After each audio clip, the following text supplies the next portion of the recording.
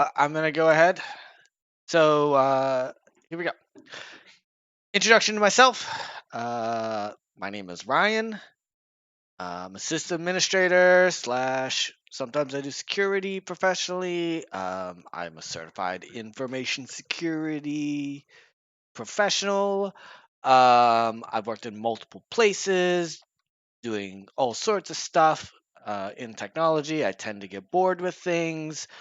My background is like no college.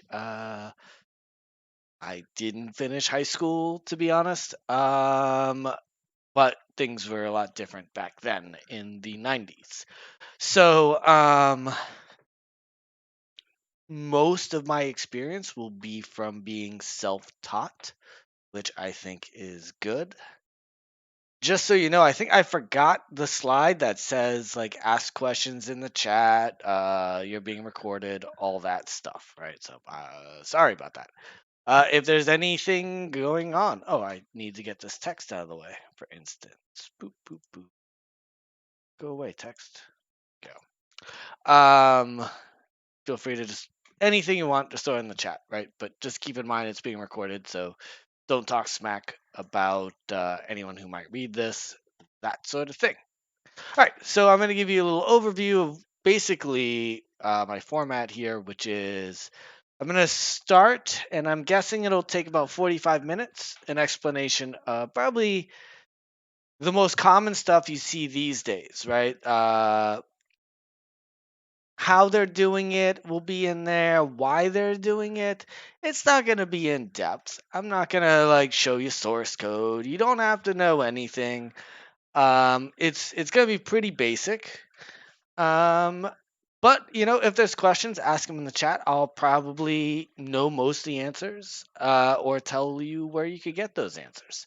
So that'll be the first 45 minutes. We're just gonna talk about some hacks, right? Nothing complicated, nothing too technical. And then the second 45 minutes, I'm gonna talk about okay, you're interested in a career in cybersecurity. Where do you go from there? How to put yourself into that seat. Um, it's probably not as hard as you think. So that's the good news. We'll get there, right? Okay. And again, sorry the webcam's getting dark. I don't do presentations at night usually. So, first, part one, common hacks. In the background, we have this movie from the 1990s called Hackers. It's, it's funny because like the hacker scene always sort of laughed at it because it's real silly. I think it's sort of hilarious. So, anyways, all right. First thing we're going to talk about is spam. I'm not going to spend a lot of time on spam, and the reason is because we all know about spam. So, spam, of course, unsolicited messages via phone call, via email or text. So, for a penny, you can send at least 20 messages legitimately. Like, I am getting that cost because I looked up what the basic plan from Mailgun, which is a mail provider, a cloud mail provider, and I sort of did some math, and it was like, okay, for the most basic plan, the most expensive it would be is for a penny you can send 20 messages. Gets cheaper as you send more. The more bulk you do, the better, right? As far as price. And the goal here isn't to get a hit, right? I mean, it is, but it's not like you're saying, okay, I'm going to send 20 messages and 1 out of 20 of these people are going to bite. No, I'm going to send 200,000 messages, right? What is it like? The more I can send, the chances of me finding 1 or 2 people who might bite on this spam, that's all I need. If there's a 0.1% chance that one person will reply to this spam or click on this link, I'm paying for itself at that point. So basically, they're sending tons of messages, and just hoping one person somewhere will be like, please stop, or oh, I'll click this link, right? So you've probably noticed there's a lot less email spam. It's on a downward trend, and you'll also notice text and robocall is on a upward trend, right? The reason why email spam is on a downward trend is email originally was created as a very open protocol. Almost it mirrors almost like the post office, where originally with email and just like with the post office, I write a letter, I drop it into a box and it gets delivered. This worked great until it started getting abused, right? Because you don't need a stamp. It's so cheap. So at that point, people were just, crafting millions of messages and throwing them in the mailbox, right? And they're so cheap they just get delivered. Not a big deal. Uh, so since that happened, and that would be the late 90s, when it started getting bad, the email providers have started to crack down on that sort of thing. So why is text spam now on an upward trend? Well, it's the decentralization of the telecommunications industry, right? If you go way, way, way back, obviously there's only one telephone provider in America. It's Bell. Bell is selling telephone equipment to other countries. Everybody's Bell. Bell gets split up into AT&T, NCR, Lucent, things like that. So it gets decentralized a little bit, and then when the internet becomes more of a thing, voice over IP, which is super cheap, becomes a thing, and all of a sudden people can have basically internet over uh, or telephone over the internet in their house for almost, for a very low cost. Uh, Really good for text spam. So they're using voice over IP and a protocol called SIP to text and robocall constantly. It's super easy to spoof the caller ID. It's a deregulated area. Everybody wants it fixed. Um, it seems right now the onus is on the phone creators. Like, instead of where it used to be on the telecommunications industry, the major players in the telecommunications industry are now like, dude, we're doing our job. Like, we open this network up and human beings are trash. So now, like Google and Apple are sort of stepping up and being like, okay, well, that's fine, but if you want to stop it, buy our device, right? So now you got to buy this device and it stops spam. Pain in the butt, right? But hopefully that was real quick on spam because I don't want to talk about spam. Oh, I do have a slide about why. So first of all, there's no expense to send emails, right? Or text messages or whatever. These guys who are really good at SMS stuff, they're making bank, right? They're walking around, setting up networks real quick, doing their thing, like switching things up enough to avoid being blocked, and that's their business, right? They're real good at it. They think they're pretty slick. I think they're pretty slick, right? We have that agreement. Anyways, one of the reasons they spam is because as soon as you get a valid email address, that's money. People don't realize like lists of email address are just sold on the dark net and in just like in big providers like Salesforce, where you just like go in, you're like, hey, I need a list of potential customers because I'm trying to sell water pumps. I have no idea where to get that. And some guys like, well, it's funny you say that because I have a list of 200,000 email addresses that I know are valid. I'll sell them to you for $10. And dude's like, well, it's a start, right? So valid email addresses can be sold. And then they send you more unsolicited emails. So as soon as you reply to this stuff, it gets worse. They know you exist. Another big thing is valid email addresses can be pumped into search engines to find interests and then social engineered, which is even worse. But once again, like, I have a list of 10,000 email addresses, 10,000 people who said, hey, stop, or 10,000 text messages, stop. I pump each one of those into a search engine and I look at the results to see if I can find anything about this person. Oh, I find out that this person has these interests. I tag those interests on these email addresses. And now instead of like maybe getting 10 cents an email address, this water pump guy who wants to sell water pumps, I happen to have 10 people I know guarantee are interested in water pumps. And that guy, he needs to sell water pumps. He's going to give you that money. He's going to buy those email addresses, right? Another huge one, spread misinformation for political or financial gain. And this, I first started witnessing this early 2000s, late 90s, the Yahoo Finance area, where you would like look up sort of a weird unknown stock like, BKXY, right? Penny stock, whatever, on this market out of Alaska or something. No one knows anything about it, right? And it would be interesting because you would see comments being like, yeah, this company is going on the downhill, or this company sells poison, or this company does that. And you would see it on all these penny stocks. And you're like, why? What's there to gain from this? And you track back and you find out that there's an entire criminal organization in, of course, Russia, who basically are like, okay, we picked 100 of these crappy stocks.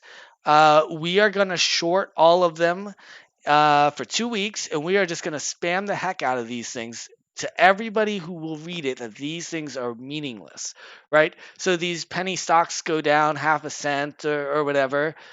The stock short, they cash in, they make money, right? Russia, people talk a lot about Russia and misinformation. They pretty much were doing this long before we even heard the term misinformation. So, political gain as well. We're seeing that a lot these days. Even our own favorite political parties are texting us saying like, "Oh, don't vote for these people. They kill babies or whatever." Right.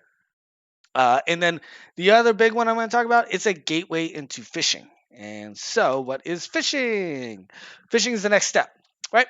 So you're spamming, you're sending unsolicited emails, but you're trying to trick people into clicking links.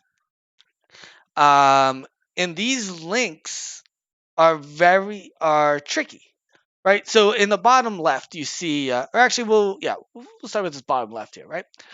This is a text message I just got a few days ago, right? USPS Online. We've been unable to ship your package due to an invalid shipping address. Go to this site. And it starts with USPS, and there's a .com. It looks pretty valid, but there's that AI in there, right? USPSAI.com. So this hacker basically went out and was like, I need to buy a domain that looks like USPS.com, but it isn't, right? And that's how they get you, right?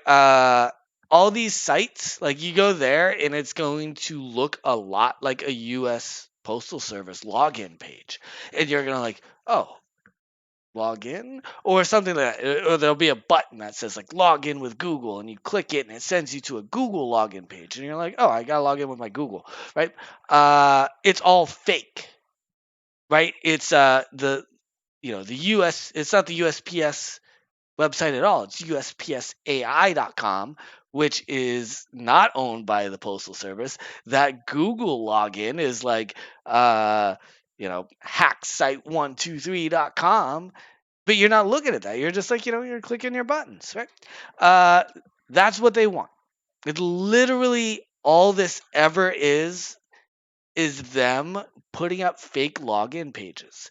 And what happens is, again, this stuff is so cheap to send out. So what ends up happening is they only need 1 out of 1,000 or 1 out of 10,000 people to click this.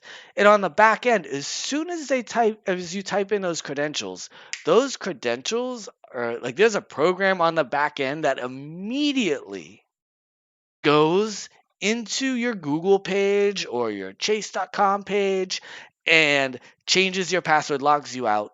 If it's like chase.com, it gets even worse, right? Like it's all automated. there's, we talk about like, oh, there's people out somewhere like doing this. If it's a link, that sucker is straight up automated, and as soon as you type in that info, it is validated by a program on the back end. Normally, it gets even worse from there, right? Because, like, let's say it's a fake Facebook page. Thing where it's like, oh, it brings up a fake Facebook login. You like log in, you don't realize it's a fake login page. You type in your credentials, it comes back and it says bad password, and then it redirects you to the actual Facebook. So you log in there and magically it works, and you're like, oh, I must have typed it in wrong. But what they did is, as soon as you typed in those credentials, they logged into your Facebook account, they messaged all your friends with that same stupid link, and one of them, if they bite, magically the program does the same thing, you know, to their Facebook, send those messages out. Some of these things are very complicated, and a lot of times they're sort of rogue uh, pieces of code almost, where like someone wrote this automation and like put it into the cloud, and you know parts of it get shut down, but it's still running, right? It's still running. People are still sending these links to each other, right? So it proliferates for a wrong time, because as soon as you get one out of 100,000 people to click it, all of a sudden you got their friends with, and then you get one of those people, friends, et cetera, right? So some of the ones that I've seen lately, uh, hey, there's some funds at your bank and you need to claim them ASAP. Click this link. Oh, it's a chase.com login. Don't, right? USPS package just about to be sent back. Log in. Don't. Want to work from home for Amazon $50 an hour? Eh, you probably don't want to work for Amazon, but work from home $50 an hour? Psh, heck yeah. But no, it's a scam. The IRS is trying to contact you. Go here to avoid a lawsuit. It's a scam. This one I see a lot. Is that you? And it's just like a emoji or something. Or I found this picture. And either way, right after that, there's a link, and they want you to like click it because like you trust this person who sent it to you. Is this you? And it comes from your friend. I don't know. Is it? Oh, I need to log into my Facebook. Oh no! What would you do with $5,000 in your Cash app? They want you to answer that question, and then they will send you a link that claims that they will put $5,000 in your Cash App or Venmo or whatever. It is a fake Cash App login or a fake Venmo login. You type that in, boom, they have access to your Cash App or your Venmo. So be wary, right? All right, so why? Again, low risk, low cost, low reward, but with high potential, right? You get one sucker's Cash App, you just paid for your entire operation for like 10 years. So that's all you need, right? Most internet users have the same credentials on every site. So, for instance, you log into the fake Facebook page and you're like, oh, okay, fine. You have my Facebook credentials, whatever. You have my email address and password to Facebook. That program on the back end, it's not just trying those credentials on Facebook. Everywhere, they have a giant list, and they just check all of those sites, right? Does this work on chase.com? Does this work on huntington.com, bankofamerica.com? Does this work on MySpace? Everywhere, anywhere where they can either grow their network or get you cash or get cash from you. Email spoofing and spamming is easy, but not as easy as text spoofing and spamming, which is what I was just talking about. And it's a gateway to other attacks by getting you to visit a malicious site or install software. Because once you've gotten phished, um, you're they have you, right? So they're gonna try to extort more out of you. So anyways, talk about phishing. Next one, ransomware is very common these days. So in the top left there's what was that? What was it called? WannaCry? I feel like it was called WannaCry, um, which was a ransomware thing, right? So once a hacker manages to get code onto your computer, uh, it's almost over, right? And we'll talk more. We'll go into more and more about that as I talk about a little more complicated stuff, right? But hackers get code onto your computer, and basically they don't delete your files because that would suck. No, they encrypt them. They make it so that you can't use the information without them giving you the key. So, and they're basically like, yo, pay us $1,000. Oh, you don't have $1,000? $500. Okay, $250. Fine, whatever. Just pay us some freaking money, right? And normally it's in Bitcoin, so you have to send a certain amount of money to a Bitcoin wallet, and you supposedly are going to get the key. Will you? Mm-hmm. So normally malware gets onto your computer via one of the following: phishing. So if we talk about like the IRS thing, where it was like, hey, click this button uh, to avoid being sued by the IRS, and then it's once you get there, it'll be like, hey, file your information here with this software and it'll automatically update the IRS and everything will be cool. You just need to, download the software and the software talks to the IRS. And that software is actually malware. Another common one is unpatched web browsers. You're chilling on the web. You haven't, you open a laptop you haven't used in like 2 years. You're like hanging out on the internet doing your thing. There's some web page that you normally go to, unknowns to you, it had gotten hacked. And the hackers put some malicious code there, and your web browser hasn't been patched for a while, so that code runs on your web browser. A lot of times, like it'll just be a keylogger or something, but they'll find a way to execute code in the end, right? And that code will be malware, and you'll theoretically have to give them Bitcoin. A lot of times, again, this stuff is just running rogue. So it's not like anyone's on the other end of this Bitcoin wallet anymore.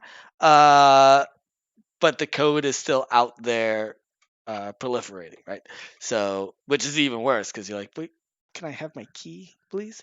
And those keys, like, you can't just magically decrypt that, right? It's pretty tough. Okay, so another thing is like free software, right? Like, hey, you go into Google and you're like free version of Photoshop, and or things like that. Trial Photoshop, blah blah blah. Especially on torrent sites, this is common, right? Like the people who crack the software and take the copy protection out of the software, some of them do it for pride. Some of them have been doing it so long they want some money, right? So they're bundling this malware and this ransomware into there.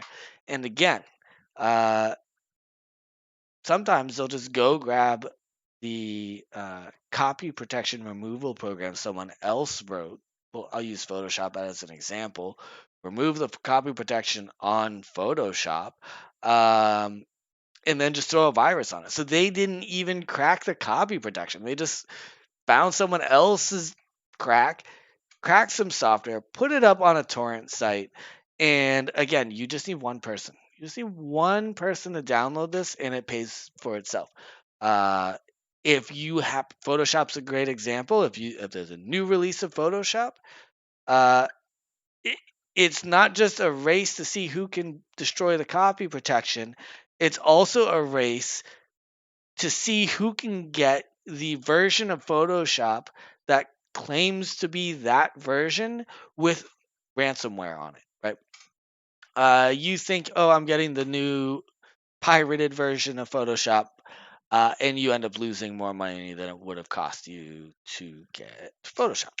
So why they do it? Medium effort, high reward, right? You have to know a little bit about how to package these things up, how to what we normally call social engineer, which is like trick people, right? So medium effort, high reward. You gotta know some things. Are they technical things? No, right? If we're talking about a torrent, right, you just have to know how to get onto a torrent site and how to put your malicious uploads on there. So medium effort, high reward, one person clicks, you good, right? Bitcoin is as good as cash, right? As soon, especially because Bitcoin is anonymous, right?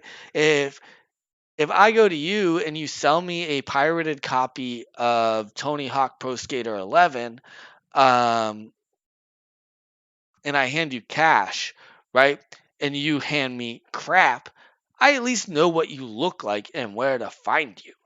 Bitcoin doesn't have that. It is a weird freaking hashed address out into the wild. Once it's out of your wallet, it is gone for good. And besides all of the energy concerns and other things, that is why the crypto market was very hard trying to replace Bitcoin, because there was no regulation on Bitcoin, which people think that's great. Take the hands out of the bad or the government and put it in the hands of the people, and then you find out once again, human beings are scum, and you need protection from them. Right.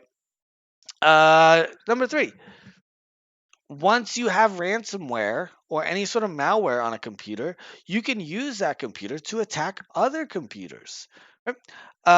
This is very common. They're called botnets. Right? Some guy out there writes a virus that just like installs malware, and then it attacks all the other devices it connects to. Blah blah blah, et cetera, et cetera. If you're someone who doesn't update their computer, it's gonna happen, right? You're gonna wake up one day and it's gonna be like boom.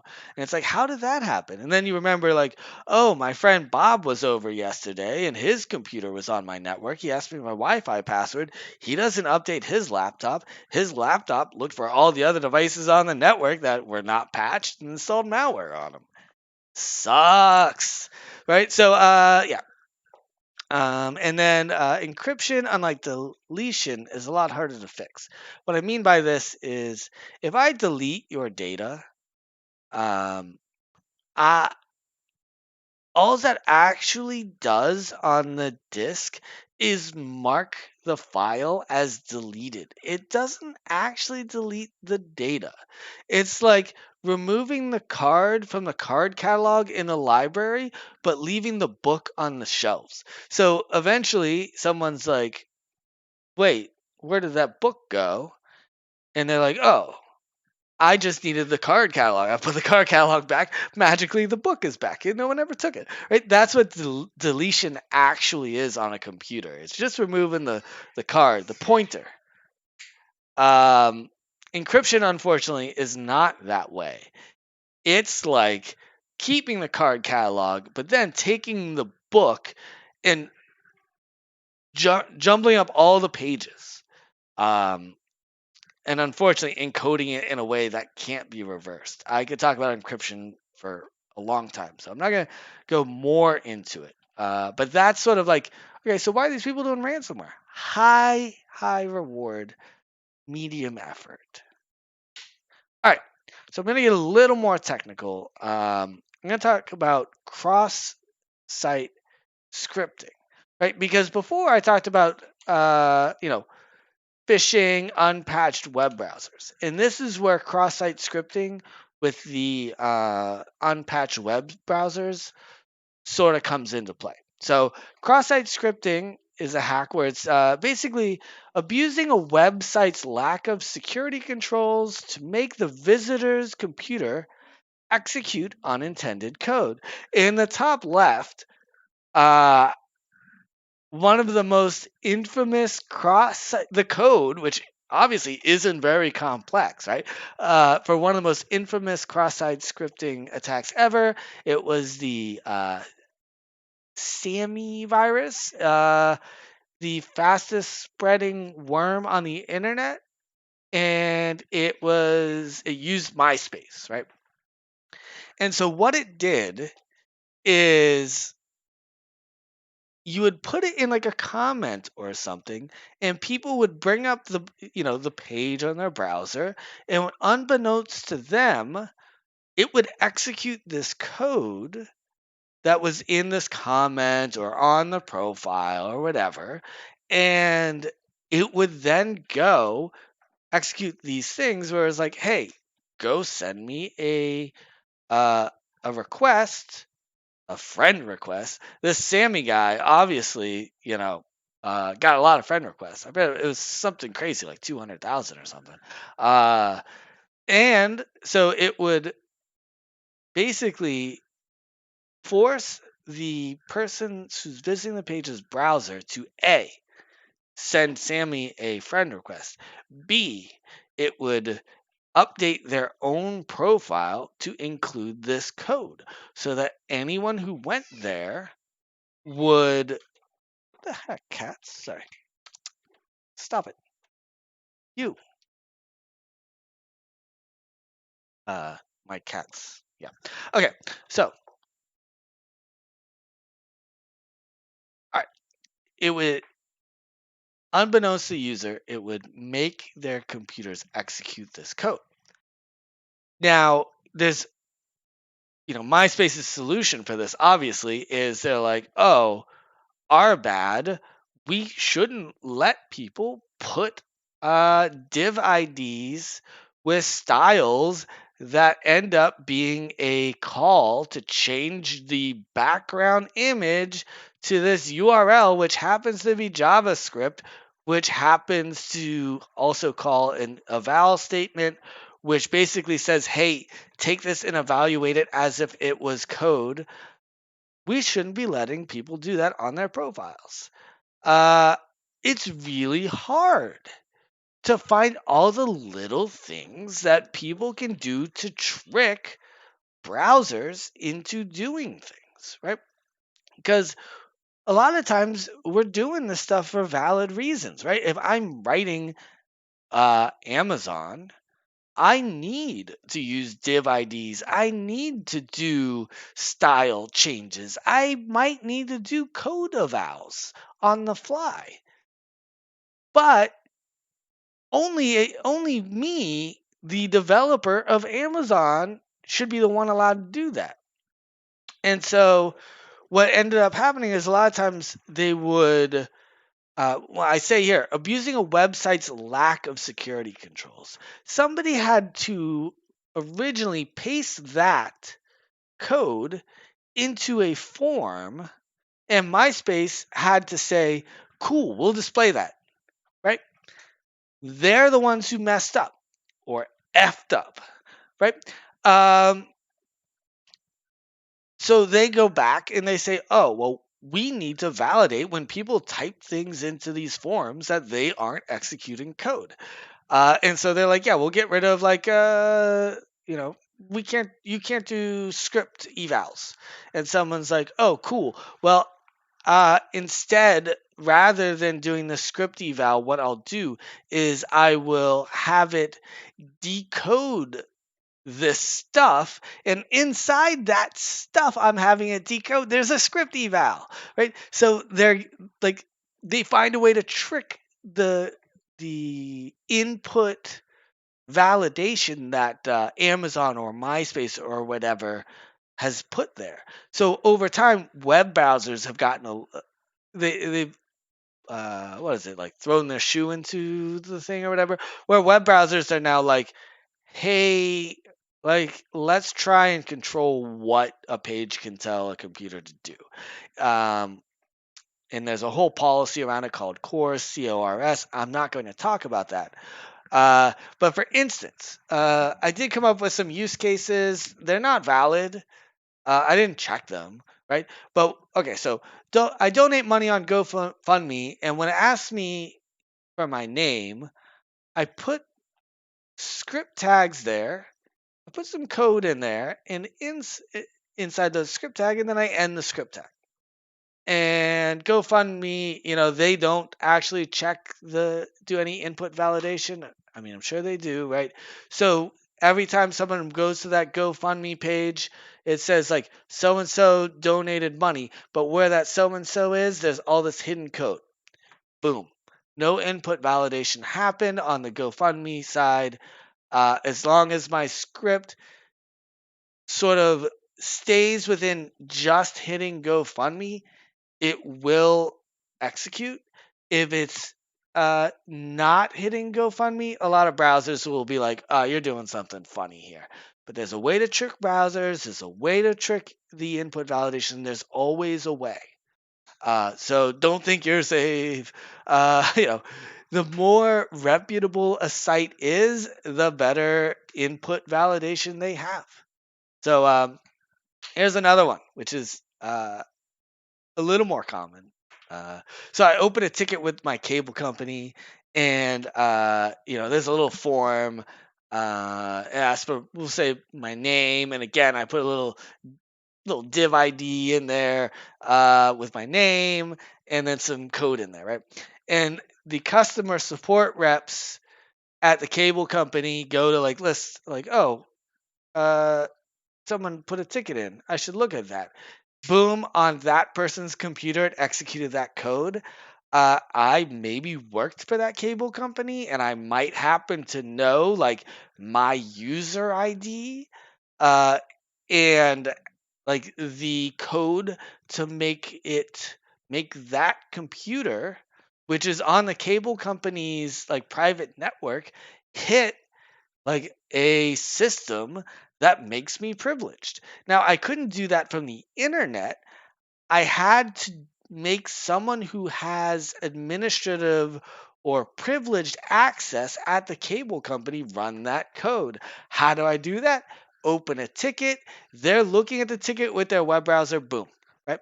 Uh, this is another beautiful one. So Amazon, first of all, you can't mess with Amazon.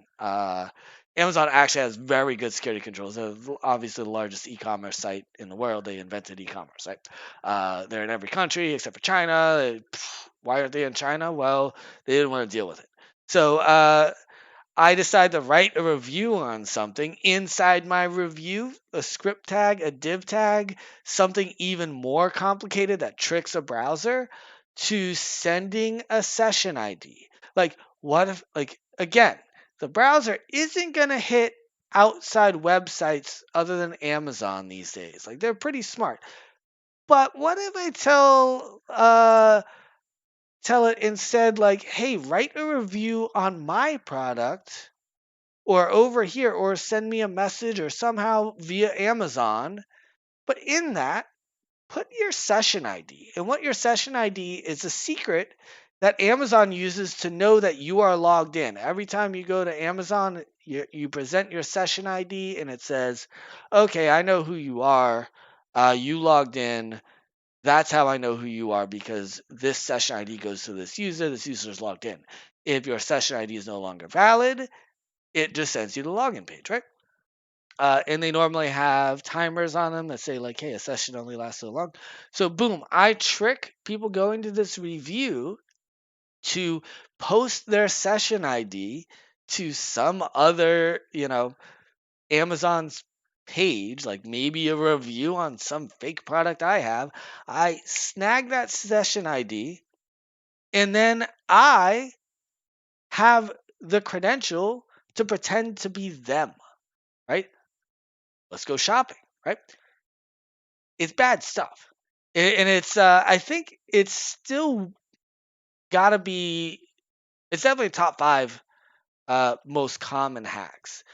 Your larger uh, websites, your Amazons, your eBays, they've already been burnt. They were burnt in the 90s. They know. You can't do it. Like they don't let you type any HTML, anything that isn't text into any form.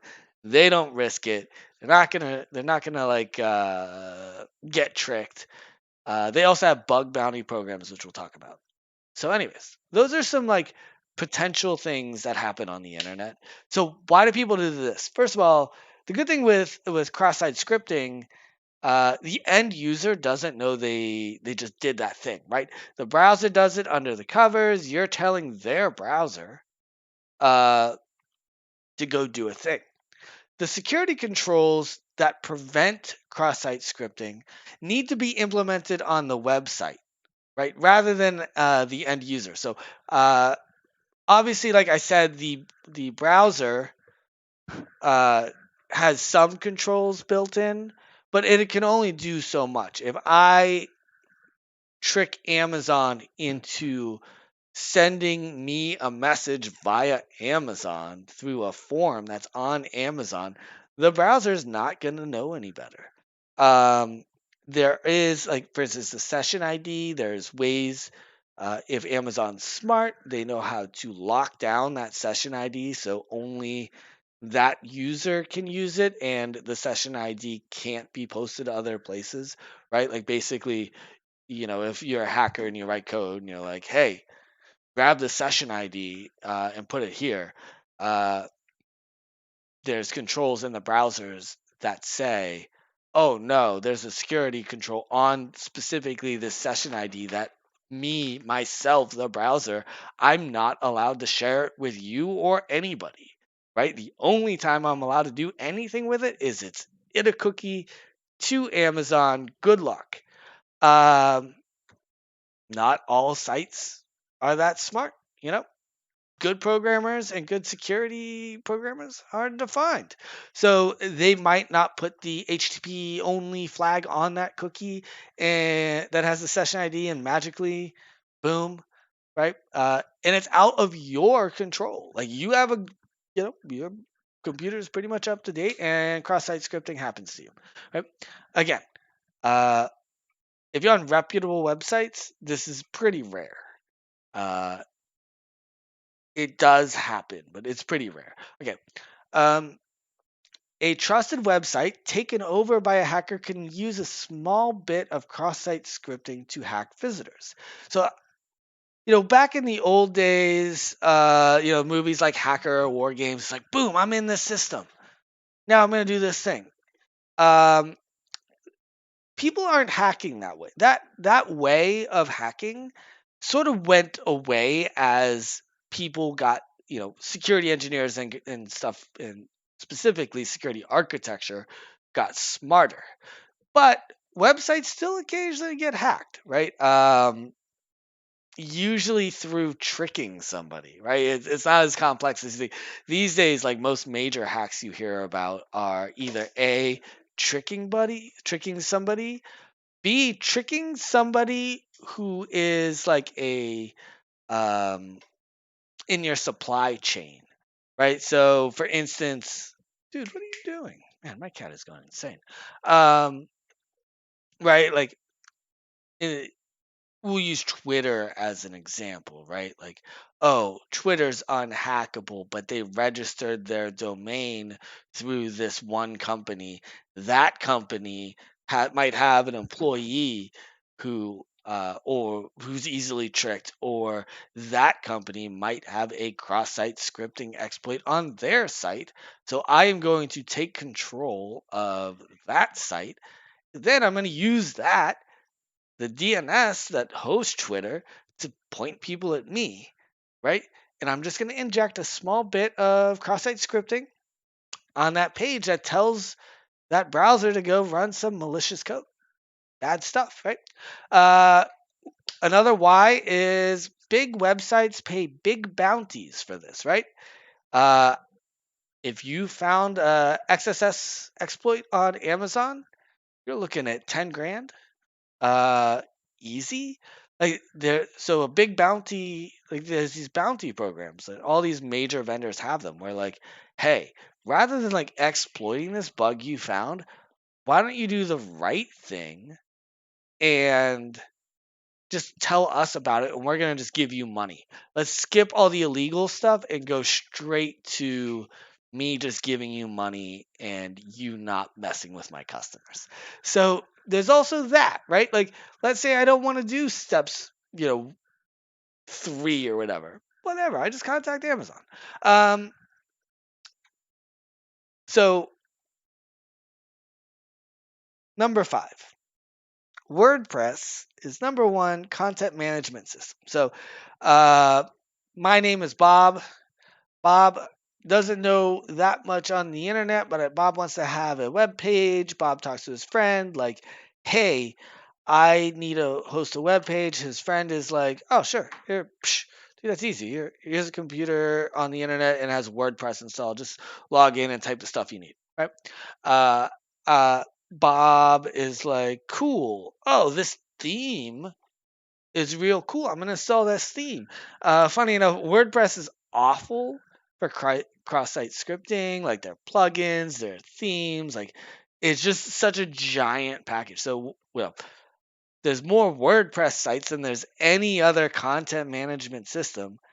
Therefore, lots of cross-site scripting vulnerabilities in stuff that you didn't even know. So Bob's website where he sells water pumps, he doesn't know that also everyone who goes there is helping mine Bitcoin for somebody, right? It's just the way of the world. So we're doing good-ish on time, running a little over, but okay. Denial of service attacks or distributed denial of service attacks, right? So um, it's an attack that's goal isn't to gather information, but rather to shut you down, right? Uh, ag- so usually it's distributed, and why is it distributed? Because um,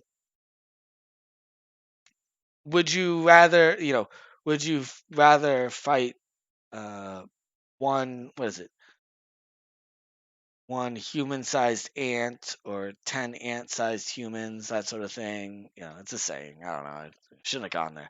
Anyways, it's a lot harder to stop attacks coming from everywhere that are small rather than one big attack coming from one place. So usually they're distributed denial of service. The whole goal is I'm going to overload your resources, whether it be network, whether it be compute, so that you can no longer uh, be in service. So I always use the example. Okay, so I I know you're expecting an important phone call. I'm just gonna call you over and over, right? Um, that's annoying, but at the end of the day, the person is just gonna hit block. I know you're expecting a phone call, so I'm gonna have me and my 1,000 friends call you over and over. Huh, that's a lot harder, right? And it's sort of the same thing. I can't answer that important call I'm waiting for because too many people are trying to call me, right? In general, any small operation the attacker can do that forces the target to do a large operation is a good candidate. For instance, let's say that I have a thing on my web page that takes a text file and converts it to a PDF. So that's a pretty expensive compute operation. It is a cheap operation for me to provide text.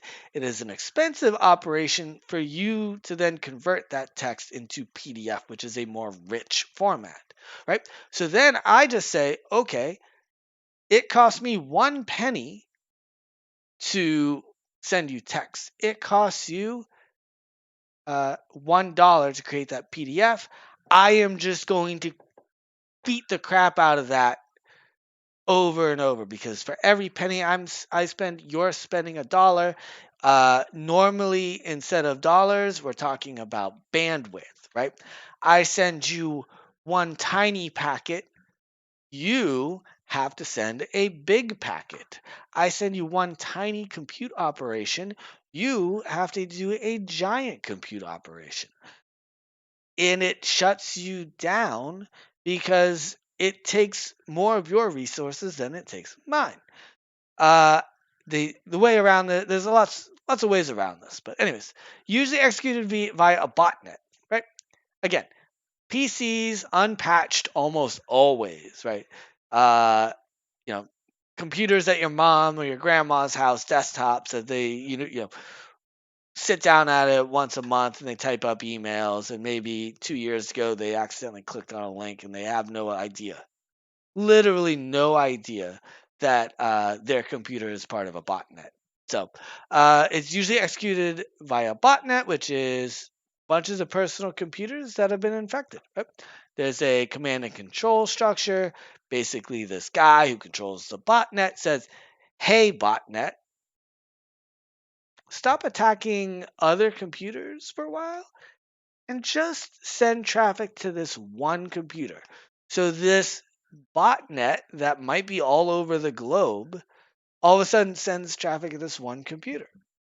Um, the good news about this is they're normally, mm, I won't say hard to stop, but uh, cybersecurity engineers have done a very good job of shutting this down. Like they'll literally just be like, "Oh, there's lots of hacked computers in China, so we're just gonna not accept traffic from China until China figures it out." And then China's like, "Oh crap, are our computers attacking your computers? Oh, and now we can't use the internet? Okay, please. We have figured out how to shut that down. We are now looking at traffic leaving China that looks like it's denial of service, and we're shutting this down." China is one of the few that actually has the ability to basically like cut off like everything going to and from China goes through this giant Chinese network that inspects everything because it's China and that's what they do. They have a lot of people. Um, and so they have the ability to be like, you know what, stop doing denial of service attacks. Um, your giant websites like Google, Amazon, they've already been tested. They already know they're good, right? I'm not going to say it's China. I'm not going to say it's Russia. I'm not going to say it's a government or an actor, but the largest distributed denial of service attacks have happened. And for the most part, both Amazon, who control AWS, and Google, who control Google Cloud, and basically most of our front end to the internet, they've been tested and they came out fine, right? So why extortion? If I can shut down your website, how much will you pay me to make me stop? Political or corporate gains. Uh, my direct competitor started up an e-commerce site and it's destroying my business. My friend Joe happens to like know a guy, right? And so Joe's like, "Yo, can I rent this botnet off you on the darknet?" And they're like, "Sure." So he shuts down that e-commerce site, right? So the guy who doesn't have an e-commerce site, he starts getting business again. Big thing, especially a lot of the to prove you can, right? Can can I really shut down Google? You probably can't. But a lot of these things are like proof of concepts, make you think, that sort of thing. Um, One of the interesting things, and I'm going to sort of backtrack a little bit to this page, the very top. Their only crime was a curiosity. And this is how we viewed hackers in the 80s and 90s, which is, oh, they're just these kids who are trying to learn. Uh, that is now a giant minority. Most of your hacks are from criminals and malicious people, not from teenagers who don't know better. And the teenagers who don't know better are still doing a lot of damage, right?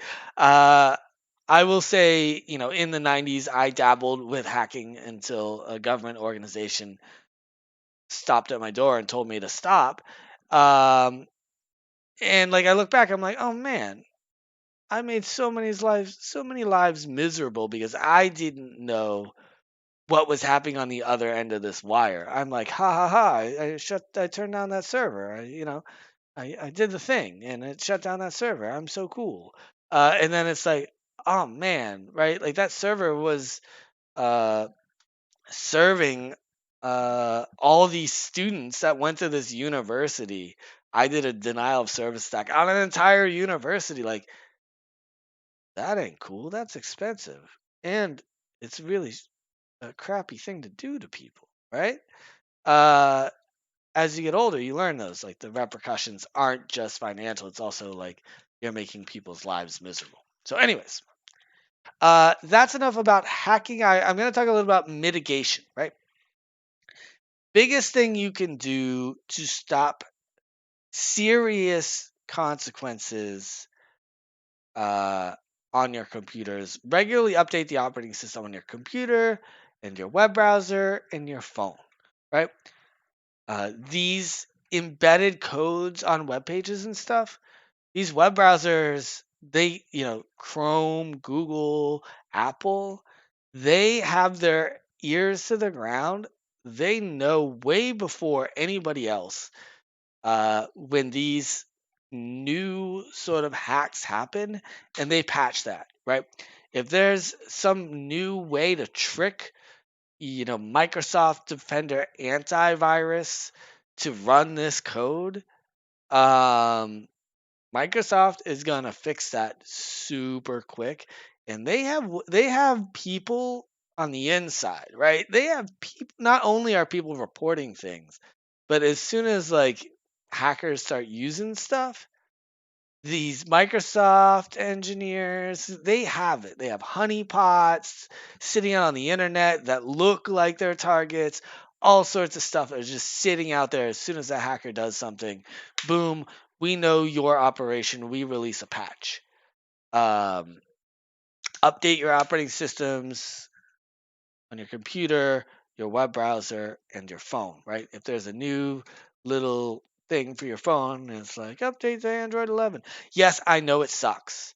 I know updating Android sucks. I know updating your operating system sucks. You want to know why? Because all of a sudden, like the things that worked a certain way now don't work a certain way. And that sucks. I get it.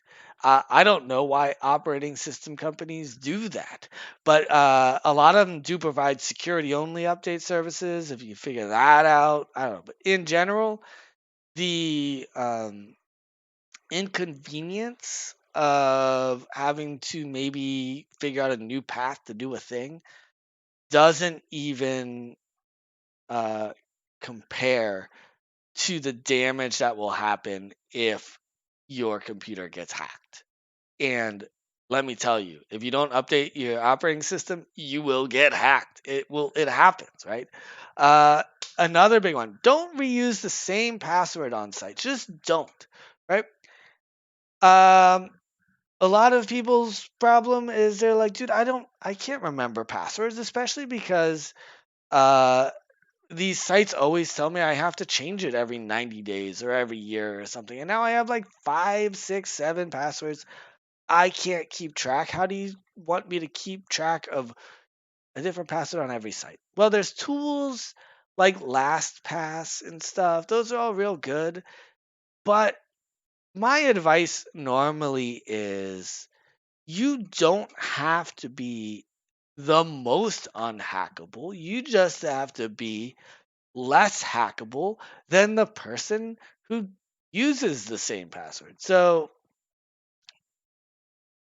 something as simple as like, oh, let's say your password is uh my brother's name is Joe, right? Um, which is a very long password. It's words, which generally like is frowned upon. But so your password at Yahoo would be Y. We put the letter Y in front of it, and then my name is Joe. If I went to Google, my password would be G. My name is Joe, or my brother's name is Joe. If I went to Chase, C. And at that point, it just becomes a pretty easy system. Yes, 99% of your password is all the same, but at least you're doing something. And the automation behind all these hacks, it's not that complex. If you become targeted, if you're like a CEO or something, you're going to have to do a little more. But if you're just, chilling, you have to check on your EBT and all this other stuff. Shoot, dude, just put an E in front of the password, right? It's not hard, and you're gonna remember, like, oh, this is the EBT site, so therefore I put E in front of my password, right? The one sort of thing I would say is there's a thing called two-factor authentication, and a lot of people are used to it at this point. It basically it will text you like, "Hey, enter this code," or scan this QR code, and now every time you log in, provide the code that's on that app, or things like that. Or we're gonna send you a push notification to your phone to confirm it's you, like Chase does that, and Yahoo does that, right? You log in, and it's like your phone goes off, and you're like, "Is that you?" And it's like, "Well, yeah, it's me." Like literally, I logged in from my phone, and now you're asking me if it's me at my phone. Well, uh, Chase doesn't know that, or Yahoo doesn't know that. They don't know it's you. Turn that on for your email and your banking sites. Any other sites you think that are important? Anything that has financial repercussions? Why your email? Like you might say to yourself, well, I only email my grandma, my mom, my family. We send each other chain letters. Why why my email? Well, generally if you go to a site and you don't know your password, it sends you a link to your email saying reset your password. Once a hacker has access to your email, they will go to every freaking site and say they forgot your password and have it email them the password reset links, right? And they're just going to reset your password everywhere. So put your two-factor authentication on your email and any banking sites, right? Mitigation. Look at a link before clicking it, even if it's sent by a friend. Uh, if it says, "Hey, is this you?" and it's a link, reply. Right? If it's a friend, just reply. Be like, "Hey, uh, did you go to the party last Friday?" See what happens, right? "Hey, did you end up buying a new car?" Just ask them anything. See what happens. You know, preferably something they would know the answer to, right? Take the time to report spam. Phones are getting better about it. I know my phone now, anytime a political party or text scamming happens, at least via text, it just goes into a spam thing, right? It sort of knows who I'm talking to, and it knows the reputable places, and it knows the content of the messages that aren't reputable, right? Like these links that they send you. A lot of times, the link itself, the attack, the what a security engineer would call the payload. Uh, a lot of times that stuff's already been taken down, and like I said, the code's just off in the wild, still proliferating this like link that doesn't even work anymore. Because you can, a lot of times with these links, you just go to the internet provider and be like, you guys, this isn't legal. Shut that down." And the internet provider's like, "Yeah, those dudes suck. We're shutting that down." Cool. If you have important data, either sign up for a cloud backup solution or routinely copy it to an external storage device. And when I say a cloud backup solution, one of the important things that I mean here is the word backup in the version history, right? If it's just a snapshot of how your data looks today, when your data gets encrypted, your cloud backup solution shouldn't just have the copy of that encrypted data that is useless to you. It should have versions of previous days' versions of that data, preferably a month back. Maybe you don't use your computer that much. Or, you know, just copy it to an external storage device. Flash drives, $20, $30. Copy the data. I know it sucks. Trust me, I know it sucks. If you're doing backup type stuff over the cloud, make sure it is a reputable place like Google. I love Google, Apple, iCloud, something like that, right? Okay, this is something people aren't taught early enough, and uh, don't tell Facebook I said this. Don't use your real name. Just don't. Right? Like uh make up a name. If Maybe you use your middle name. That's okay, right? Just there's no reason to, and you're like, oh, but I only connect to family and stuff. You just don't know, right? I would say the trick here that I know is use a last name and then that isn't real, and then find people with that same, like, maybe fake, maybe real last name, and become friends with them on social media. Magically, Facebook is like, oh, that guy's real name must actually be but 69420 because there's 3 people on his friends list whose last name is but 69420. That's their algorithm. You trick it, right? Have an email account that is not your full name, right? Because you get asked for your email address all the time. Uh, your pizza delivery driver, he doesn't need to know your full name, or she, or they. Uh, so have one email address that's your full name. You use that for resumes, jobs, which we're going to talk about. Have another email address that's not your full name. Interesting enough, like for instance, in Japan, full names are, legally you can't export personally identifiable information from Japan, right? So if I'm a citizen of Japan and my name is Doug, Doug Bob, right? And my email address is doug.bob at gmail.jp. That's personally identifiable information, and it shouldn't leave Japan. So it makes things very complicated for people who do business with Japan. But also, just stop using your full name as your email account, except for resumes and jobs and things, right? You don't want to be but 69420 on your resume, but maybe on Facebook. And also, it keeps, potential people from being able to search you and find, like, oh man, that dude's Facebook from when he was in high school, and oh look, he hazed those dudes. That's sort of crappy. I don't want to hire that guy, right?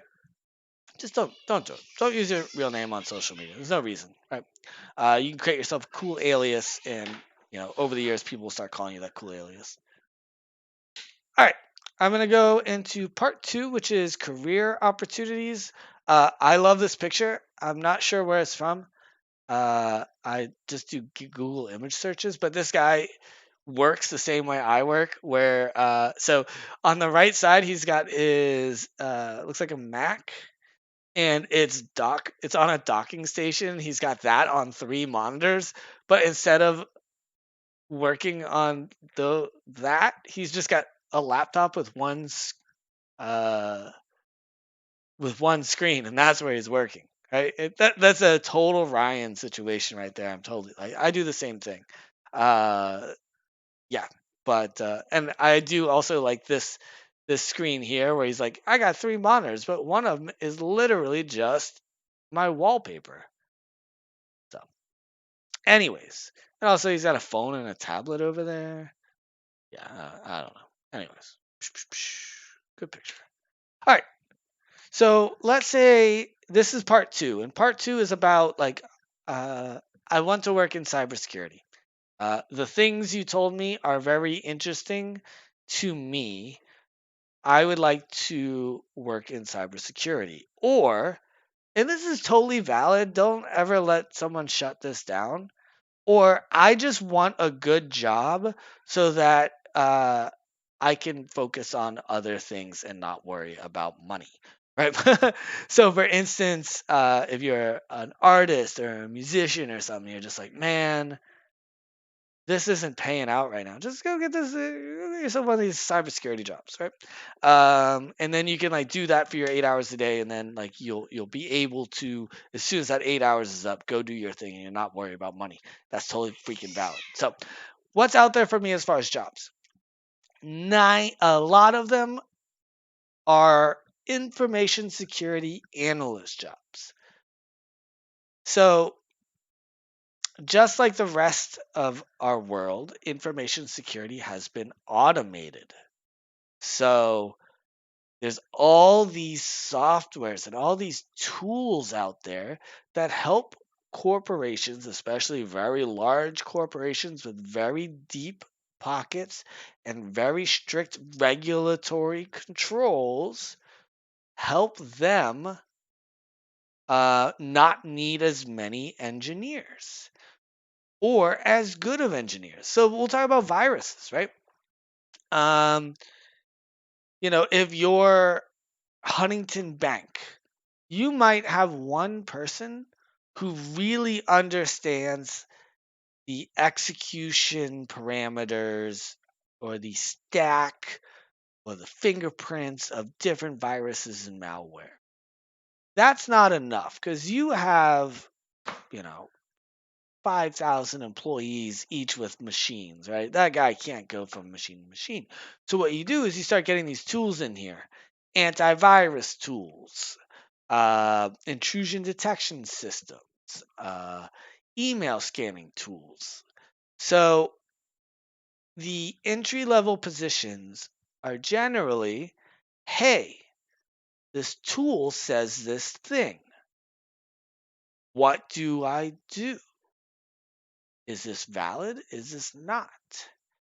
And the entry point into these companies is these tools. Like knowing enough about one of these things to sort of get yourself in, right? I don't know a lot about, and this is me personally, I don't know a lot about viruses, computer viruses, but I don't have to because what I do know is how to use McAfee or I know how to click the buttons in McAfee. I know how to follow sort of a flow chart of here is McAfee saying that there is a virus. Uh, Here is how I validate whether it's a virus or not. These tools suck. Like they're not there to replace the good engineers. What they're there for is to get the entry level people in a position where they don't have to know everything. The tool's going to help them out. And over time, they're going to, once they get to the point where they know that the tool sucks, they're ready for the next step, right? So we're going to talk about some of the categories. Endpoint protection. So what endpoint protection is basically, let's say you have 2,000 computers and you need to monitor viruses. You need to monitor that these people aren't using the laptop to steal information. I need to make sure that these computers aren't talking to botnets. I need to make sure that the users that are on these laptops don't have more privileges than they need. That's called endpoint protection. Um, and basically, like if you know Symantec DLP, for instance, or you know Microsoft Defender, basically you now are an endpoint protection engineer. How do you learn that? We'll talk about it. But that's it, right? Infrastructure scanning software. So we have Dome 9 out there, we have Lacework out there. All these tools do, like let's say I have a network, they just from the outside hit every box on the network and say, okay, here's the open TCP IP ports. This shouldn't be there. Why is this running this? A lot of these are going to be false positives, or they could be risks that could be accepted. For instance, Lacework might be like, yo, you've got port 80 talking on this thing. That's like HTTP. Are you sure you want to do that? And like the guy who actually runs the website in the company is like, yeah, dude, it runs a website. So obviously I have port 80 open. But then you have this other thing over here that isn't a website, it's a database server. And it's like, you guys know you have port 80 open? And the database guy's like, what the heck? No, why is port 80 open on my database, right? It's understanding first of all, understanding the tool and then understanding the data that the tool presents to you. And over time, you will learn which things, you're going to learn the lingo of, oh, this, this is a database server, therefore it should have these ports open. Uh, Boom, I now know how to use the tool. Once again, once you learn that the tool sucks, you're on to your next step, right? You're no longer an analyst. You're like, everything this tool gives me is garbage. Boom, you're now an engineer. All right, next one, operating system scanning tools.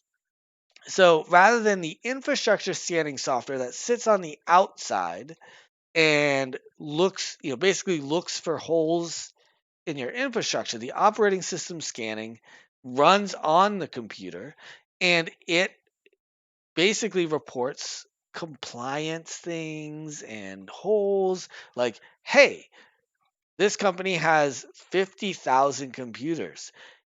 It would be very, very hard for someone to go log into every single one and make sure it's been patched. So instead, we just install the software on it, and this software is going to report back anytime it's not patched. Somebody has to maintain that data, has to understand some of these things. So there's STIGs. I don't remember what it stands for. Security something, internet guidelines. I used to know it. If you asked me this 4 hours ago, I would know it. CIS benchmarks. And basically, what those are standards for how the operating system should be configured so that it is in its most or most secure might not be the right. It is in a configuration that matches the security posture that you want for that machine. So, for instance, the STIG is sort of the blueprint. It's like, oh, you have a new Linux machine.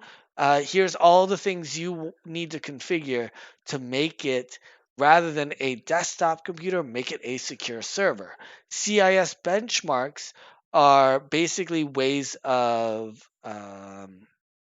measuring how good you are at following the STIG. And then like there's Nessus, there's ESM. These are these tools you just install. The tool's gonna be like, yo, this machine here, the password policy is janked up. It will let people keep the same password for forever, but your company's policy is that they need to reset their password every 90 days. Again, it's a tool. Your job is to understand the tool. And as you understand the tool, you're going to slowly learn what these things do. In the case of operating system scanning, right? You might not know Linux, you might know Windows, right? And so the Linux stuff might not be that relevant to what you know, but over time, of working these incidents or this data, you're going to find out more and more, and people are going to start explaining things to you. Intrusion detection systems. So these things sit um, basically at the perimeter of your network, even in the cloud. Uh, this stuff exists inside your what are called virtual private cloud environments. They look at the traffic that's coming in and they sort of say, oh, this looks like someone's trying to hack you. Oh, this looks like someone's trying to do a denial of service attack. Oh, this traffic is a new internet worm. Um, Again, the tools aren't always great. There's lots of false positives. Your job is to be like, is this a false positive or not? For instance, your intrusion detection system might say like, oh, hey, it looks like you have contacted a site that is known for hacking, uh, known as a command and control node of this botnet, and you're like, oh, interesting. And then you look more into it and you realize like someone had done a takedown of that site, 2 years ago, and it is no longer a command and control node for a botnet, but your IDS, it doesn't know that, right? It blacklisted that IP 2 years ago, and no one ever told them like it's fine now. Okay. SIEM, security incident, something management messaging. I don't know. Anyways, security incident event management. Sure. So this is basically the tool that correlates and stores in a larger environment the data from these other tools, right? So you have the intrusion detection system, and it's like, oh, boom, uh, this machine is talking to this botnet node. But you also have your operating system scanning software that's talking to your SIEM, and it's saying, oh, this operating system hasn't been patched in like 5 years. And your infrastructure scanning software is like, hey, this machine has port 80 open. Is it supposed to? Right? And your DLP might be like, oh, it's weird. This system keeps sending out credit card numbers. What? Why is it doing that? Right? Uh, one of those things might be valid, right? Maybe you have a machine that sends out credit card numbers because it literally prints out credit cards, right? That's what it does. And you're like, yeah, that's cool. But you start uh, sort of piecing these things together from all these tools, and you realize like, oh no, this is a problem, right? Uh, so people who manage these large sort of information repositories, uh, they generally, their job is, first of all, to go over the events that are coming in, look for collaboration or corroboration, but also just manage the massive amount of data, because a lot of these companies sell the service by the amount of data you want to process. And so they want you to ingest a ton of data because they can charge you more, right? So, like Splunk is notorious for this. I was just talking to somebody a couple weeks ago, and he was like, "Yeah, we use Splunk. What do you guys use?" I'm like, "We don't use Splunk. It's so expensive. There's like free versions of this out there, right? There's like Elk, the Elasticsearch engine out there, which is like very similar to Splunk, except for you don't have all the bells and whistles and hand holding, right? You have to know what you're doing with some of these other with Elk, which is free. Um, and then, of course, message security and deliverability. So this is making sure the emails that are coming in are virus free, spam free. Make sure that the messages going out get delivered. Make sure hackers aren't pretending to be your domain. Making sure the messages that are coming out of your network aren't spam. So one is preventing spam from coming in. The other is keeping your salespeople in check and being like, no, you can't send 100,000 emails to go to but69420rules.com to a bunch of unsuspecting people. Like, that's not a thing that our company does. And your sales guy's like, but I had a rough month, man. I need to hit this quota. And you're like, don't send spam, because that affects everybody, right? So that's what your message security and deliverability people do. Proofpoint, Mimecast, Barracuda are the big players in that space. So one, you sort of know them all, and it's very similar to any of these. If you know DLP, Falcon will be easy, right? DLP is a Symantec/Broadcom product. Falcon's a CrowdStrike product. They do the same thing. They might have like some differences, but once you learn one, you're going to learn the other. And same with Dome9, Lacework, Nessus, ESM. Uh, OSSec actually, I think, uses Snort, so you have to understand Snort. GuardDuty is an AWS product.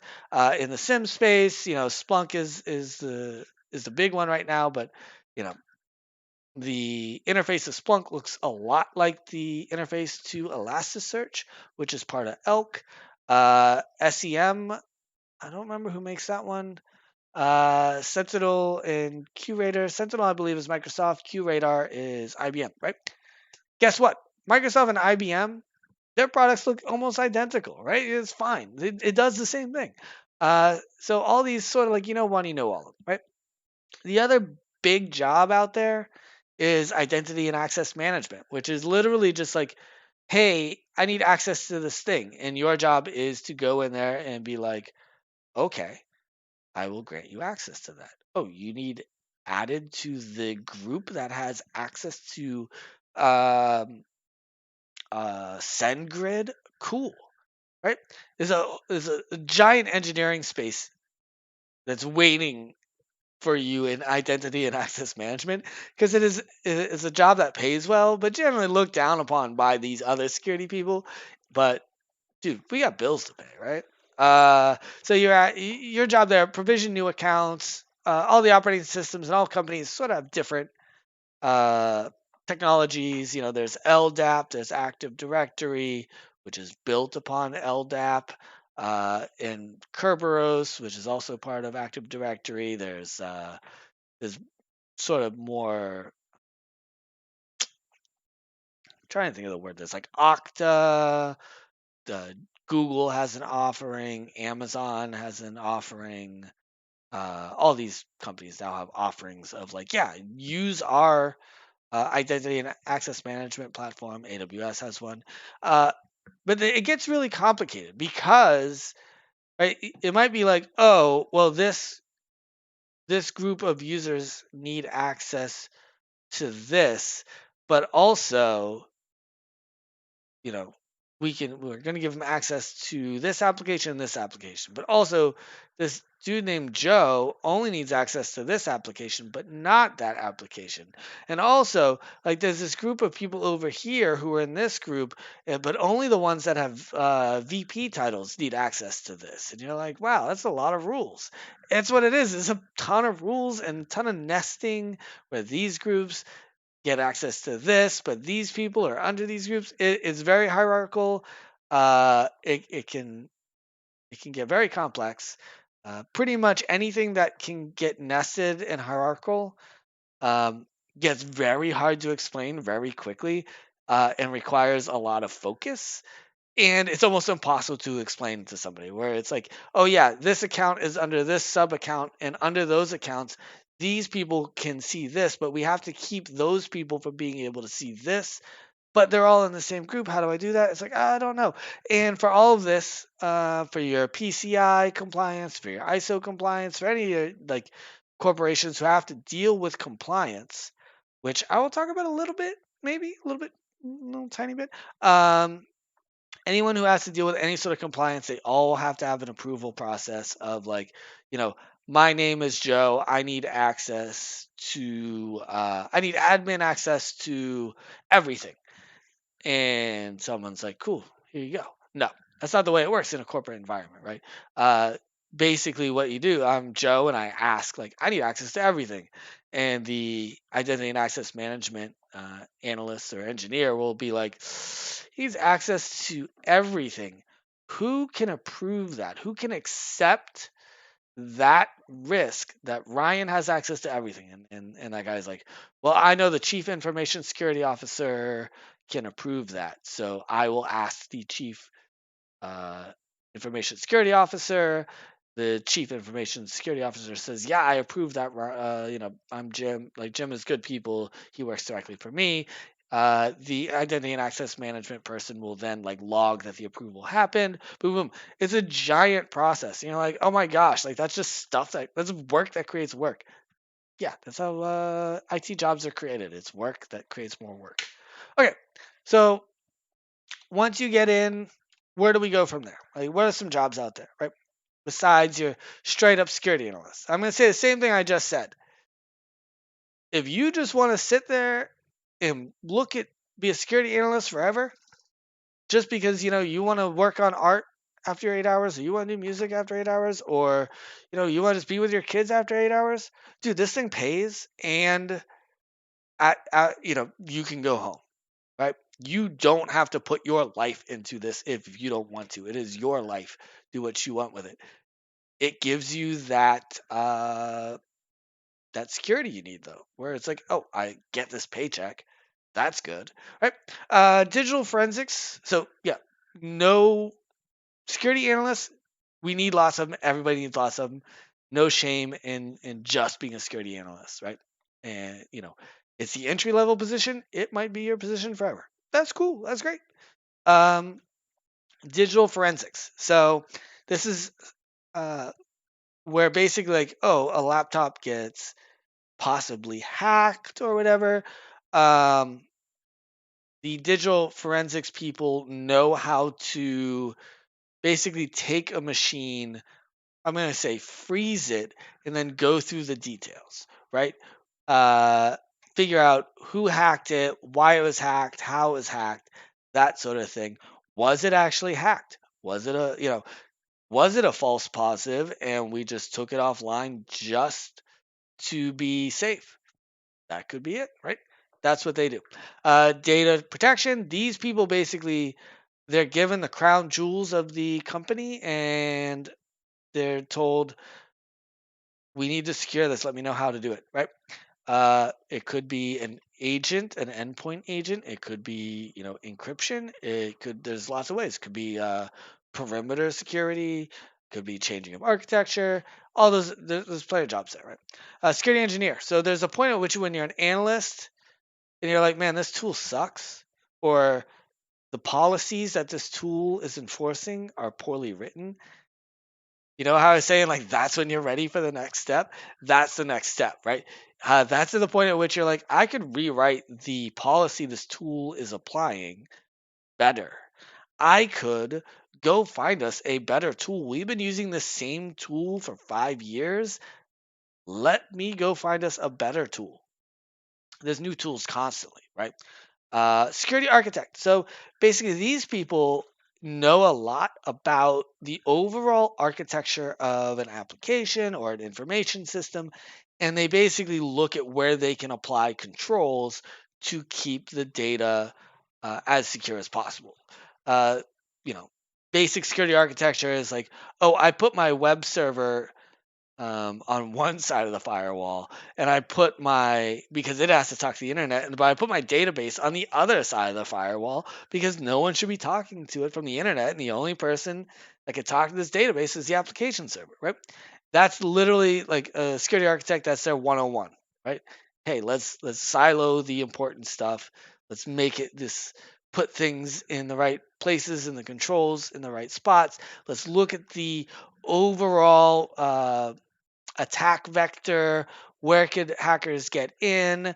If I was talking about cross-site scripting, like how are my support people managing the data? Do I have endpoints on their computers so a cross-site script doesn't hit them, et cetera, et cetera. So what security architects do. Uh, they make good money. They might not necessarily know everything about every tool, but they can look at a infrastructure diagram and be like, "Oh, dude, what are you doing?" Right? So audit and compliance. This is another one of those like they get crapped on a lot because there's a separation between like audit and compliance and cybersecurity. Not everything that you do in cybersecurity is about security. Uh, as weird as this, a lot of it is about audit and compliance. And basically, what it is like you have these agreements with your customers or with the government um, that you are going to behave a certain way. For instance, if you're a bank and there's a legal hold that goes on to one of your customers, you get a thing and it says this person's on legal hold. Uh, at that point, your messages and stuff and your talk with that customer, it has to be archived a certain way, right? Your customer might say like, "Hey, we have a requirement that all of our employees' computers have to be in an area that has doors with locks, and those locks are locked. And because we are a customer of you, and we want to pay you a lot of money for your service, we ask that you do the same. All your employees need to be in an office with locks that are locked. And also, we want you to prove that every 90 days or 180 days or whatever. We want, like, and so you have this giant set of audit and compliance guidelines. You have, there's a point in which your security team just can't keep up with that. So you build an audit and compliance team that A, talks to your customers, and B, make sure you're following these rules. They might not necessarily be security rules, but they're the rules you need to follow to keep your customers. They're promises you made to your customers, so you need to follow them. It is a lot of reports. It's a lot of like the security officer from another your customer coming up to you and saying like, "Hey, we ask that you make sure that your computer system um, you audit the users who have access to it every 90 days. Please show me the report that you've done that." And then you have to be like, "Did we do that?" And then you're like, "Cool, we did that. Here's the report." And immediately the auditor or the security officer is going to be like, "Who is this on this report?" Because they have a different email address than everybody else. And all of a sudden you're like, "Oh, I have something I have to explain." Right? A lot of explaining. So, talking to customers. Penetration testing, the coolest of jobs. Pen testers, sometimes ethical hackers, red teams. A lot of there are names they get called, but their job is to try to hack your own stuff. Most people think like that's cybersecurity jobs. Those jobs are hard to get. Because everybody thinks that's what it is, and that is the cool job.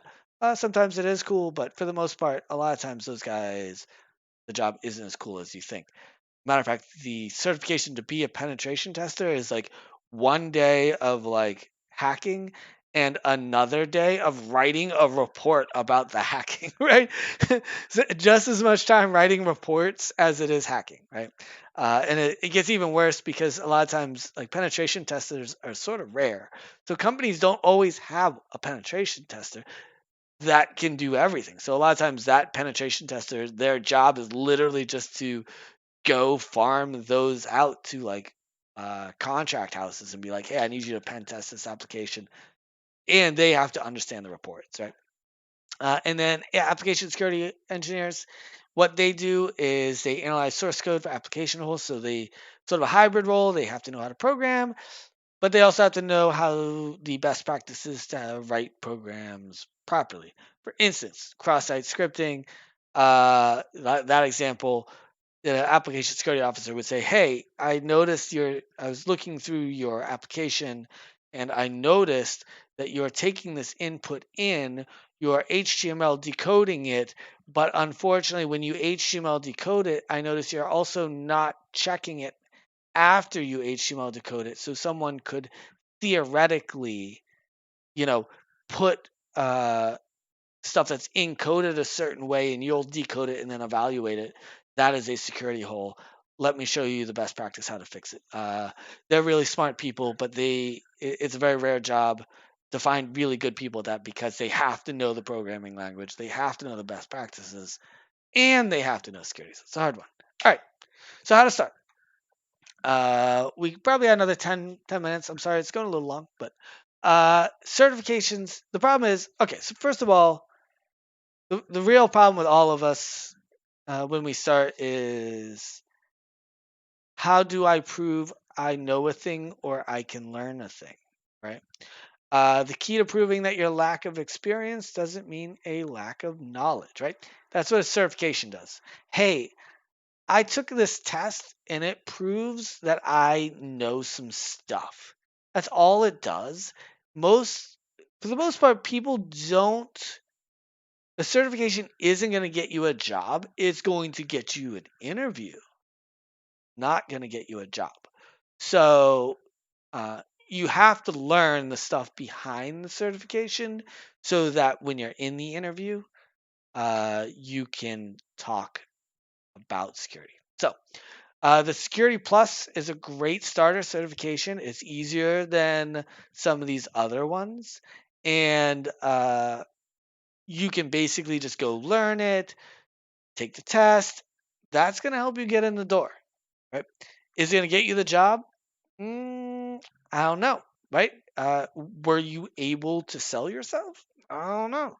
Right? So the Security Plus is a good starter certification. You should.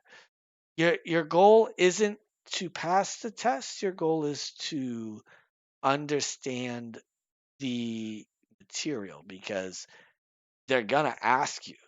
They're gonna like the interviewer, your technical interview. They're gonna ask you this stuff. The CISSP is your end all be all, I guess, for like, okay, this is going to be my career forever, sort of thing. Uh, I'm gonna say like, don't like, it's definitely not your starter certification. Your Security Plus is definitely where to start. CISP can be after that. Um, don't sleep on that one, dude. That thing is hard. That thing is very, very, very, very hard. That test. There's only one other harder one, which is down further down there. But so the CISSP, you're lucky. Even if you know the material, it's just such a broad area of knowledge that uh, you will need to study for 6 months to even have a chance of passing. It used to cost about $600 to take the test. You have to pay whether you pass or not, right? And but at that point, you're golden, right? So do you want to spend the next 6 months after your Security Plus, which won't take as much time? Do you want to spend 6 months of your time just studying in your off hours every day for your CISP? I don't know. The good part is while you have it, you will have a job, right? Most cloud vendors, Microsoft Azure, AWS, Google, they all have cloud security certifications so that you can look at infrastructure, you can look at the security tools they provide, and give a good knowledge of what it's telling you, which that's what the tool, like, again, like going back to the tools, it's all about being able to read the tool in the beginning. Understanding the tool comes with time, but understanding how to use the tool gets you in the seat, right? So all of these have certification programs. If you specifically know, let's say you get your Security Plus and you get into a place and you're like, oh, you guys use Microsoft Azure, that might be your route. Is I'll just go get a security certification from Microsoft Azure. Um, People who know security are in high demand, so your employer is probably going to pay for it. So that's why you would choose Azure, right? If they use AWS, you would choose AWS. If you don't know, or you're just looking, or you want to be a generalist, there's the CCSP, the what is it? Cloud Computing Security Practitioner. So that's more of a generalist because all of these providers do sort of the same thing. So just knowing the infrastructure, like, oh, Microsoft Azure calls it a virtual machine, but AWS calls it an EC2 instance. Alibaba calls it an ECS instance. I don't even remember what Google calls it. But either way, like the names are a little bit different, but they're all doing the same thing, right? Okay, the only test that's harder than the CISSP is the OSCP, Offensive Security Certification Program, or something like that, right? That is for your ethical hacker / penetration testing. You you spend 24 hours straight trying to hack. Spend 24 hours straight writing up how you hacked it. Um, if you pass it the first time, they should give you, like, they should make you president or something. It's super hard. And then all these tools that I was talking about before, right? The DLP, the Falcon, the Dome 9, the Laceworks, they all have their own little certification programs. Um, Start with the Security Plus. If that isn't getting you anywhere, decide which of these things you want to do, right? If it's endpoint protection, look at starting to study a DLP or a Falcon or any of them. Then go search for the jobs where they're hiring those people who know that thing and say, "Look, I've got this certification." How do you study? Dude, in the old days, it sucked. You paid like $3,000, you went to a class. It's awful. You would only basically get those certifications if your work paid for it. Now, I am preaching udemy.com. They don't pay me. Udemy.com is like a wholesale course provider, right? I'm Bob. I'm good at teaching. I'm going to do some presentations on Udemy or presentations on something. I'm going to upload them to Udemy, and it's $20 to watch my presentation. There's a review system. There's Q&A systems so that you can basically pick the course you want. In this case, like, CompTIA Security Plus. Boom. I need that certification. I need stuff. Go into Udemy, find the high rated course, pay the $20, take the course. You have to put your time into it, right? You can't just have it on your screen. You have to put your time into it. Understand that the motivation for this is that if I do this, if I spend this time, the $20 is nothing. If I spend this time, I will be good to go for the foreseeable future, right? That should be your motivation for doing these things. Add them to your resume. Go onto LinkedIn or you go onto these job sites and you say, I have these certifications. Magically, instead of you looking for a job, you're going to get messages on LinkedIn where it's like, hey, we're looking for a person who knows semantic DLP. And you'll be like, I have a certification. So therefore, I must know DLP. I passed this test. I know Broadcom/semantic DLP. And they're like, cool. We're going to set you up with an interview. Now you have to prove it. You have to prove you know it. So, getting in and making it last. I think this is my last slide, which is good. And I'm sorry it's going late, but I have a lot of information. So, your certifications and dedication to learning should be stressed in your resume. The first part of your resume should explain, if you're new to this, that your goal is to learn more, right? That's what people are looking for. They're not looking for someone who specifically knows DLP. The knowledge and certification of DLP is to get them to look at your resume. At that point, the resume needs to say, hey, I love learning this crap. Even if you don't love learning this crap, it should say that. I don't care if you lie to get a job. I'm not the hiring manager. What I will say is if you lie so much that you don't know what you claim to know, people gonna be pissed. You are not gonna have that job long. So make sure your dedication to learning is built into you, right? Don't be like, yeah, I took the DLP thing and yeah, because cybersecurity rules and tools change very, very, very, very fast. What was DLP yesterday at your company might be CrowdStrike tomorrow, might be totally not a threat the next day, and they need you to learn something totally different, right? That's just the way that career path works. But the good thing is managers aren't looking for someone who knows today's stuff.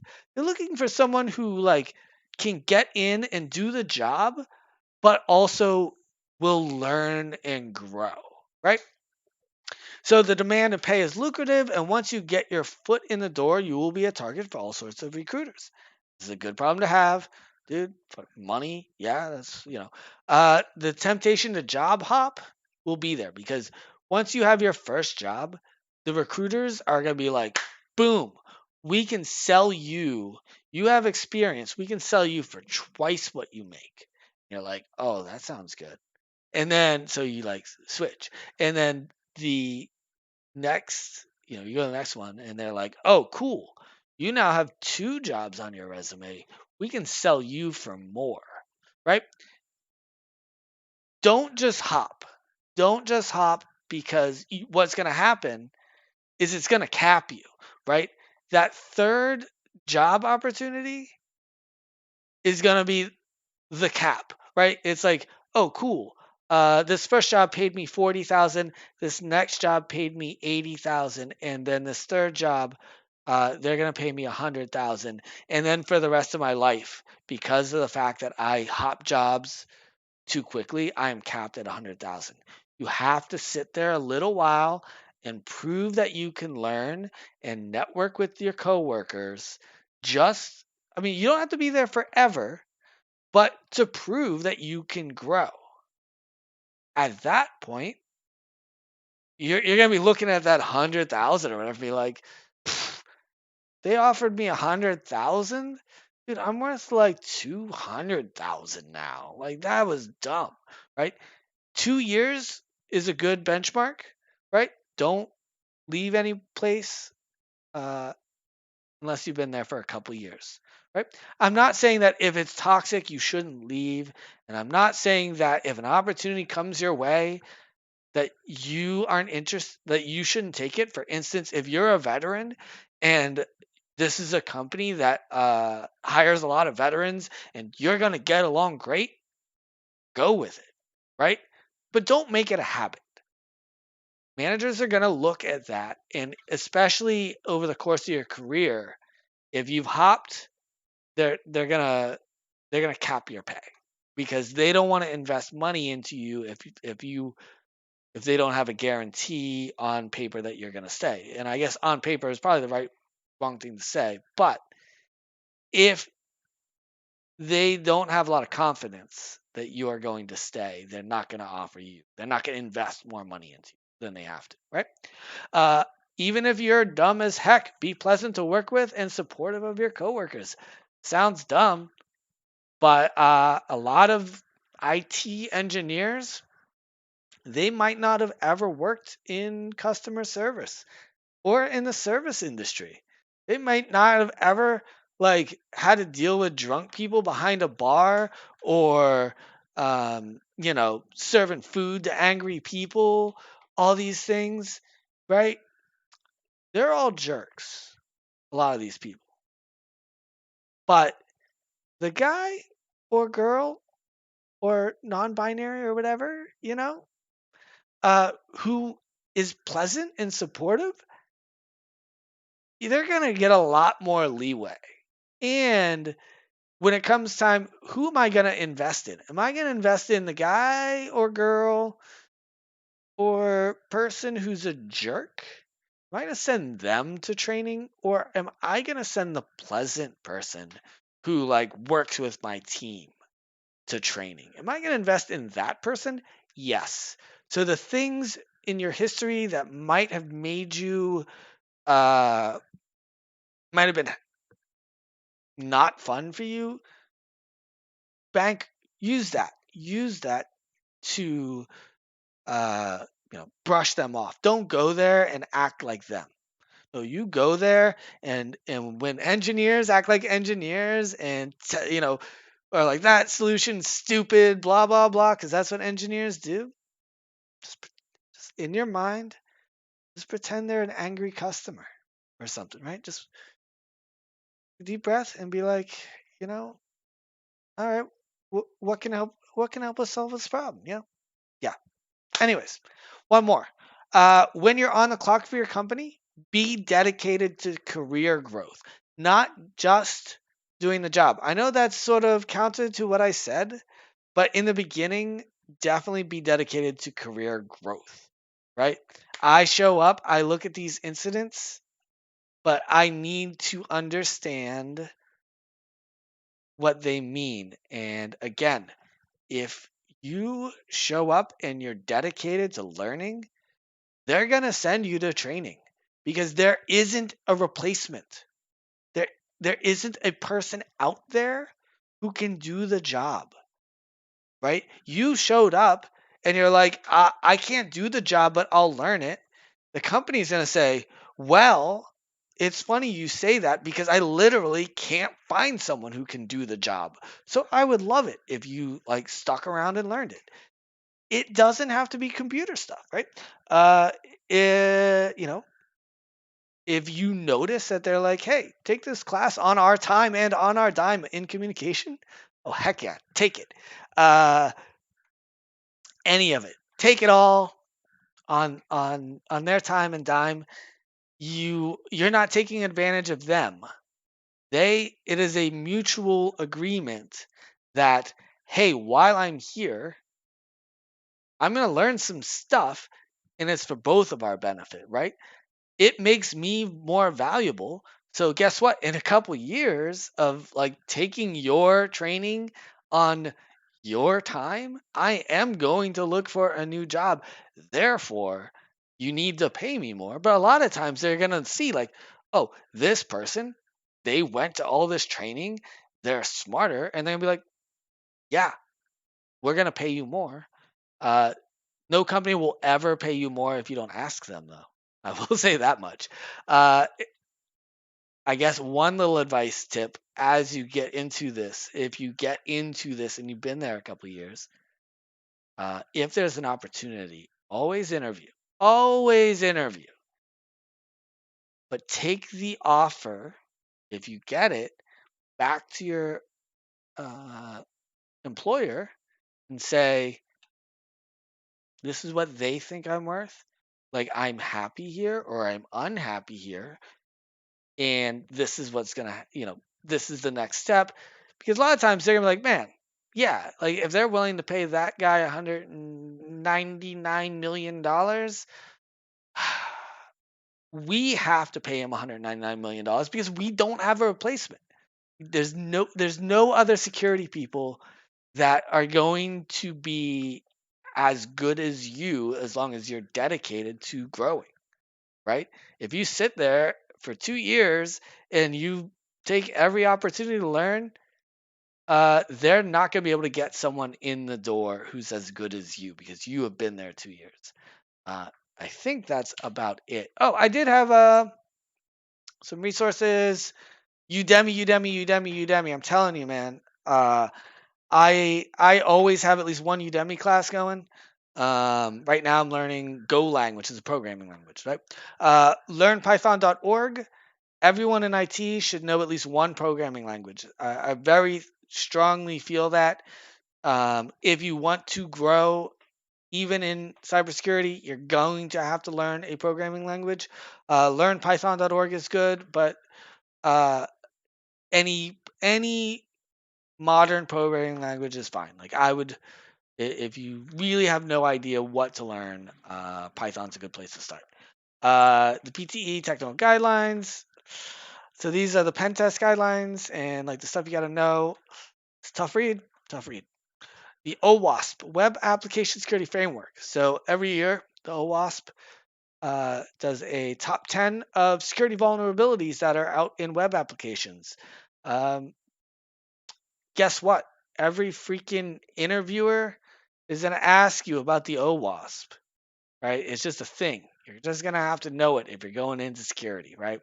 You have to learn know the OWASP, know the difference between a SQL injection and a cross-site scripting attack, things like that, right? Just something you're going to have to learn over time. It's more important than once you learn a tool. I would say OWASP would be your next step. Just to get you in through interviews and things. So cyberwarrior.com. I know nothing about this.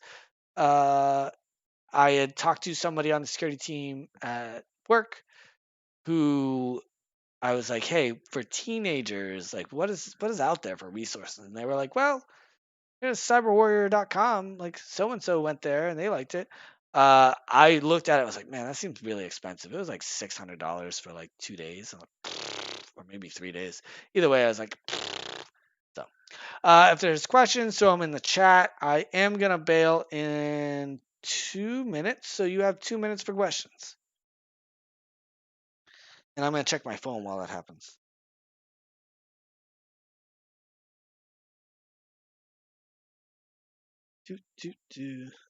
Oh,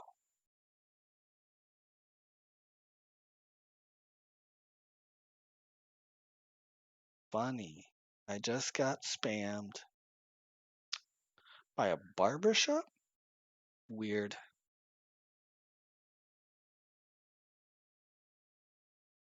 Doo doo.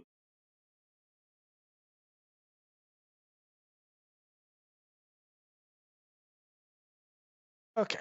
Yes, these are recorded. They are on my YouTube. If you search for Ryan Vile on YouTube. Now, I will say, my YouTube for Ryan Vile has a lot of like video game stuff on it as well. There's a playlist specific to these IT classes, so it will be on YouTube. I will put the link in the event once I upload it, which will probably be tomorrow. And yeah,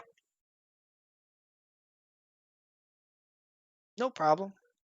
I appreciate people showing up. Every time I do this, I underestimate how much time it takes. So that's something I need to work on, I guess, because I originally was like, yeah, I can do this. I can do these in an hour, and I've had two. The last one, I think I did. I went over the cloud, basically the history and sort of how to use it from a operator standpoint. And next thing I know, I was like, oh, it's 90 minutes, not 60 minutes. And then this one, I was like, okay, I'll do 90 minutes, and it ended up being 2 hours. So, um, feel free to. Yeah, I'm on Facebook, Ryan Vile. Sure, that's my real name. Sure. Um, you know, feel free to email me, ryan.vile@gmail.com. Amar, I would say do not subscribe to my YouTube. The only reason is because I upload to it every day. I play the same game every day and record my run and upload it. So, but I always send the events out and I post the link on the events. So, yeah, that's so weird. I wonder how that. Yeah, I'm gonna have to look into that one. Yeah, the time, it's free time for me, and security people need all the help they can get. It's really unfortunate that's a lot of people looking for work when it's like, oh man, just go on Udemy, please, right? Just learn one of these tools. Learn semantic DLP. Learn, how to log into AWS. Learn how to like start stop instances. All this stuff. Let's just get you there, right? I am a product of basically something similar where, uh, you know, I didn't. There was no schooling. It was just literally like people presenting things and me learning things and then presenting things, right? So I think that's the best way to learn. On that note, I am going to call it.